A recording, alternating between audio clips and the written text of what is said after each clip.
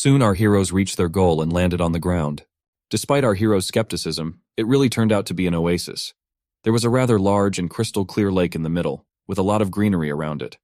Now for our heroes, this was just what they needed. Now that they were here, they could relax and regain their strength. Gecko was particularly happy about this, as he could finally set foot on solid ground. Wu soon turned to his daughter and told her to dig it into the ground and then go get some water. Armed with shovels, Gecko and Yin Yun set to work. But as it turned out, someone had been watching them all this time. But strangely enough, the one watching them had no evil intentions at all. The previously known Black Dragon fell in love with Yin Yun at first sight. He not only liked her beauty, but also the fact that she was an Eastern dragon. This meant that if he were to marry the bride of a famous house, it would definitely be honorable and raise his status. However, as he watched her, he couldn't help but wonder why she was carrying a strange flower. Furthermore, even though she was probably very thirsty after the flight, she preferred to dig that strange object into the ground first. For a black dragon, it was all too strange and incomprehensible. Soon, Yin Yun and Gecko finished their task and could finally drink water. After drinking to their heart's content, they happily exclaimed how wonderful it was to drink refreshing water after a long and exhausting journey. While they were enjoying the water, Wu Sun remained on guard. Ever since they arrived here, he had never left the feeling that someone was watching them. His thoughts were interrupted by Yin Yun, who brought water and asked if she could give him a drink. Now our hero was all for it, as the temperature of the water and soil was normal. This was the best refreshing shower he had had in a while. In addition to the shower, Wu Sun also got some much-needed water for his roots, and for the first time in a long time, he was able to replenish his already nearly exhausted supply. However, as always, the water he didn't have time to absorb poured out through the hole in the cannon. Gecko immediately jumped aside and told our hero to warn him when he was going to go to the restroom. Wu Sun irritatedly told him to shut up and stop talking nonsense. At the same time, the black dragon who was watching them was very angry and could barely contain himself. He couldn't understand why the dragoness was serving the strange flower and looking at him with such a submissive look. They were noble dragons and could not afford to be ruled by anyone, much less an ugly flower. Suddenly Gecko pointed somewhere and said that he smelled that there was food there. Our hero was puzzled by this information. Yin Yun, on hearing this, enthusiastically said that she would go and check it out. Gecko's sense of smell did not lie, and a moment later the dragoness really found a camel's corpse in the bushes. Bringing it to our hero, she said happily that now she didn't need to hunt. Besides, there was plenty of meat, which would allow them to eat well. The black dragon, who had his prey taken away from him in front of his eyes, was burning with rage. What he had taken with his own strength had just been taken by someone else. All he could do now was not to ruin his first impression in front of the dragoness. Wu Sun, on the other hand, became wary at the sight of the camel's corpse. The bloodstain still hadn't dried, which meant that it had been killed recently. In addition, from the wound marks on its body, it could definitely be said that it had been killed by a large beast. But the strangest thing was that there were no wounds on the camel's neck, while all its bones were broken. This immediately led our hero to think that someone had killed it in the same way that his daughter usually used, namely by dropping the prey from a great height. While he was thinking about it, Yin Yun and Gecko appeared to have already started eating.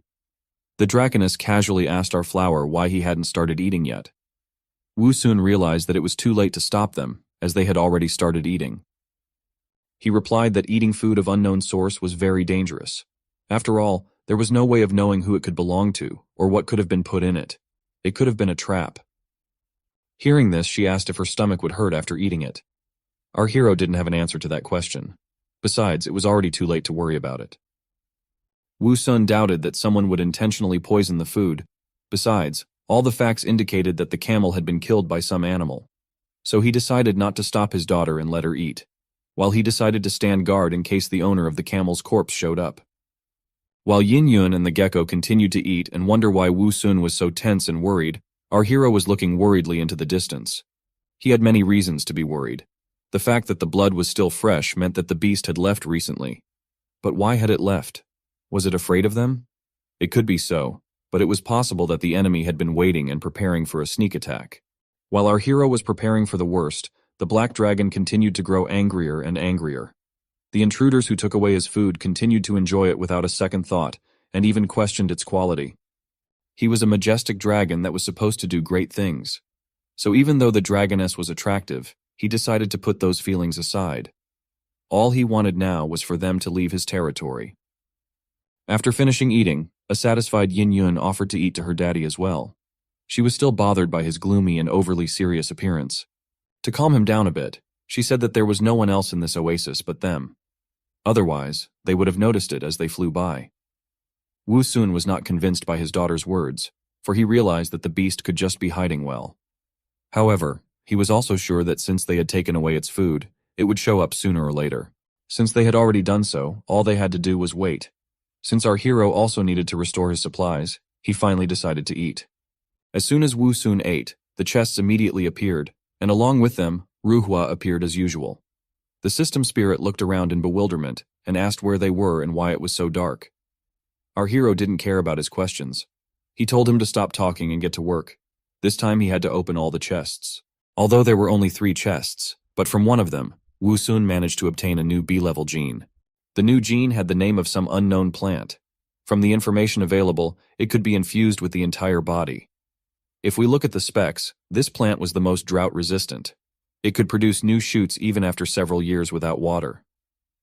For the first time in a long time, our hero was really excited about the new gene.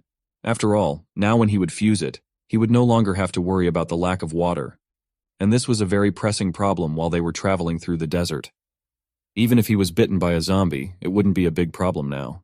Without a second thought, he ordered the system spirit to proceed with the fusion. As usual, he didn't feel any meaningful change in himself. However, it seemed that the need for water had become not as strong as before. While Wu Sun was trying to understand how his gene worked, Yin Yun asked him what they were going to do with the remaining meat, as there was still quite a lot of it. He immediately discarded the idea of taking it with him, as it would spoil very quickly. Eating flies was not a good idea. Since it was cool at night, it wouldn't spoil. They would have enough leftover food to feed them all day tomorrow, just until they set off again. Hearing this, everyone happily agreed to this plan. Well, or almost all of them. The only exception was the Black Dragon. When he heard that they were going to stay here for another night and day, he was finally angry. His patience was broken. He finally showed himself out of the bushes, and with a fierce growl began to shout that he had already been kind enough and let them eat his food and drink his water. However, the fact that they were going to stay here was already too brazen of them. All he wanted them to do was to get out of his land as quickly as possible. Our heroes were not particularly frightened by the appearance of the Black Dragon. To be more precise, they were just surprised. Wu Sun's assumption that someone had been watching them all this time was confirmed. Turning to him, our hero asked him if he was the one who had killed the camel. The Black Dragon was annoyed that his fierce shout didn't scare anyone. However, he didn't plan to continue his aggression, so he replied in a disgruntled voice that he was. Hearing this, Wu Sun immediately smiled in a friendly manner and began to apologize. He explained that they didn't see anyone near the corpse, so they thought it didn't belong to anyone. Even though he didn't want to confront the dragon, our hero couldn't help but ask why he was secretly spying on them from afar. Was he too afraid to meet them, or was he trying to stealthily attack them? The Black Dragon didn't answer immediately, but only silently shifted his gaze to the perplexed Yin Yun. As if deciding something, he replied in a surly voice that this territory belonged to him, Ben Long. That was why he could do whatever he wanted here. He wasn't going to hold them responsible for eating his food. However, now that they were fed, they should have leave his territory immediately.